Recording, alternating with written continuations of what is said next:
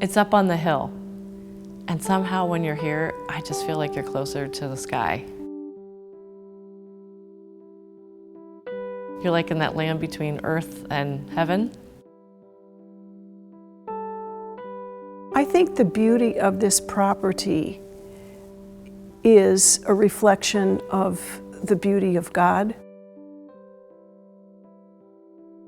And I think we look at it as stewards of this great gift that we have been given. This is a magnificent church, and the grounds are so peaceful. The cemetery is incredible. I mean, it's like an arboretum.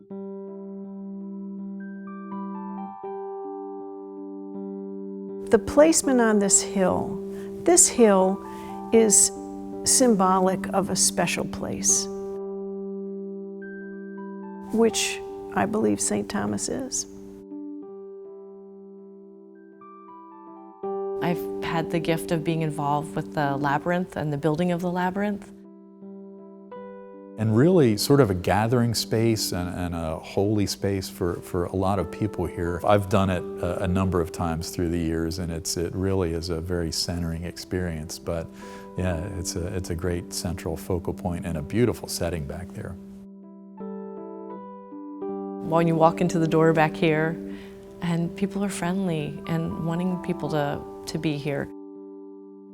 The welcoming atmosphere that this church, this parish has, which is something that you can't take lightly. How do you sort of break away from the people that you know to actually reach out to someone? And so as a greeter, that's what you're trained to do, and as an usher, to really welcome those folks. To incorporate people into the community and to say, we want you. And they know practically everybody who comes in. There's so many ways, I think, that people just say hello and reach out and then try to ask, what motivates you, and connect people with that. When I come to worship at St. Thomas, the feeling I have is of coming home and really being fed. I'm chalice bearer here, which is another thing that I love, because every Sunday when people come up, you offer them and you look them in the eye and you can just share your love. Outreach here has been a long-standing tradition. It's part of our baptismal covenant, and we really live by that.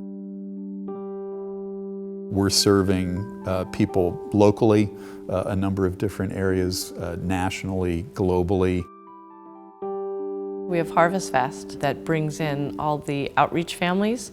So we might have families through Interfaith of Ambler, and then we just have hay rides, and parishioners pitch in to make food and cook on the grill to feed them, and paint pumpkins and build scarecrows and have a beautiful day of fall frolic on the hill here for people who really don't have an opportunity to do that.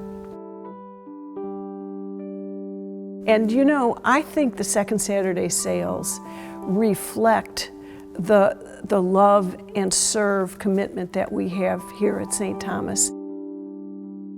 It's grown incredibly. It makes over $120,000 in a year, and all that money goes straight to outreach.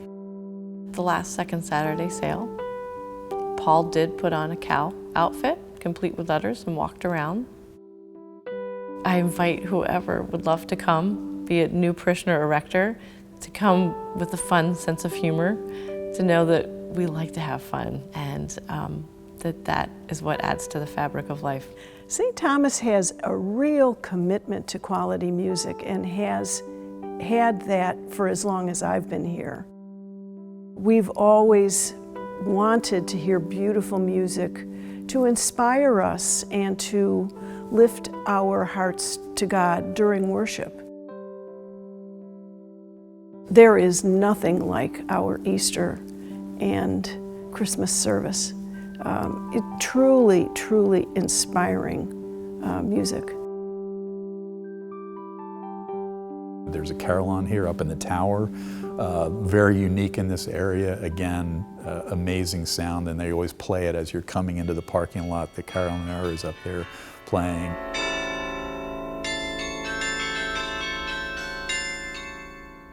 Well, right now we have an amazing guy, Michael, who's the minister of music, who's so excited about what he's doing and has tremendous energy, and he's so much fun. And I know he's been working on the cherub choir and the children's choir, and that's something over the last many years that's been a really important part of, for some families, educating their children in music and growing the choir. Currently, they're really putting a nice big push with getting kids involved, so another way to kind of get them up here.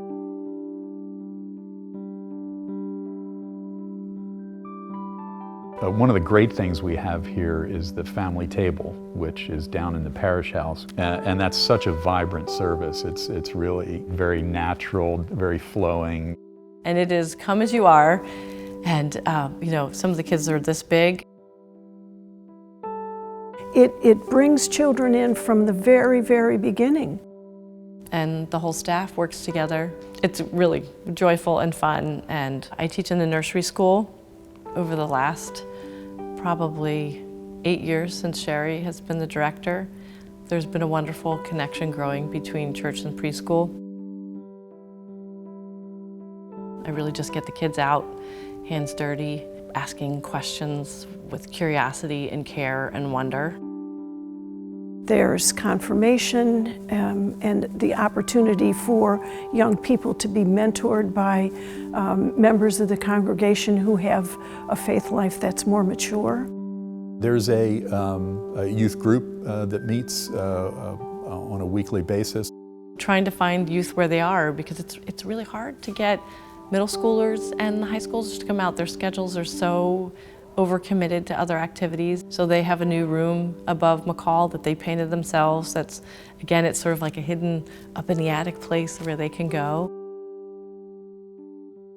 The Profile Committee has done a lot of work over the last few months, putting together a number of focus groups. That was sort of the main thing that we started with. I think in terms of challenges, one of the biggest things was really the finances. Going back to the property, it's a beautiful space, it's an amazing resource, but it costs a lot to run it. And so figuring out how to do that in the best way, how to raise finances, first of all with pledges. Pledges have dipped recently, which is a challenge. But then once you have it, how to manage it in the best way possible, and getting, being good financial stewards. It's interesting, this is one of the challenges as well. We are not the most diverse church. I would say mainly white Anglo-Saxon Protestant, middle class, upper middle class. And so that's one of the challenges that was brought out in the profile as well, is trying to make us more diverse, being able to both attract and retain a more diverse population. I think one of the challenges too is we're a little bit more on the aging side. I'm not sure exactly what the median age is here, but definitely, at least here, now this is, we don't see as many, family tables, a much younger group. Family tables down there, it's on Sunday morning and then they're gone. How do we kind of bring them in to the rest of the group? I think there's a real strong reluctance to really get deeply into the Bible here, and that's something that, again, it's sort of typical of Episcopalians that, there are pockets of people who do that, but I think really diving into that, and that's one of the things that we're really trying to drive, that adult spiritual formation and really enriching ourselves. And I think making sure that there's a connection between the preaching on Sunday and the rest of the week. Really kind of trying to build that connection. So I think one of the things that came out in the qualities of a rector is someone who is very, very Bible-centered, spiritual-centered, to help us, to help those of us who aren't naturally inclined to be as spiritual as some people are. I'm excited about this time to figure out what all together as a community we want. Someone who will help us look into the future and say, how do we stay relevant? Talk through those things that are important to us that we'd like to keep, but then opening our mind to how we can invite more people here across all interests and races and backgrounds. And we need the help here to do it. Someone who's a great preacher. I mean, that's something that, you know, it's funny, in the focus groups that we had, sometimes people were talking all around that, and we said, well, what about someone who's inspiring from the pulpit, right? So that's a big thing.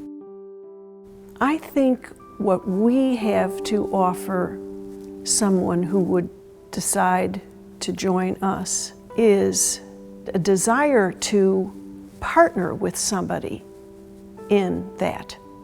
Someone who is a leader. So, you know, we have a large staff here, so you need to be able to manage the staff well, nurture them.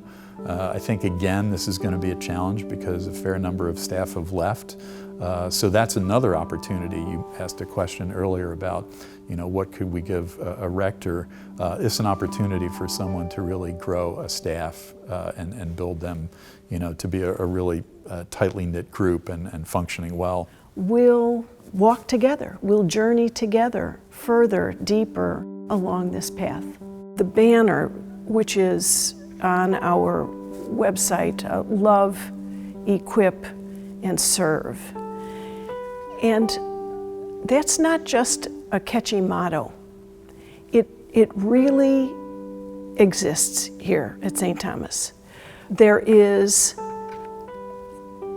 an atmosphere of love because we are rooted in God's love.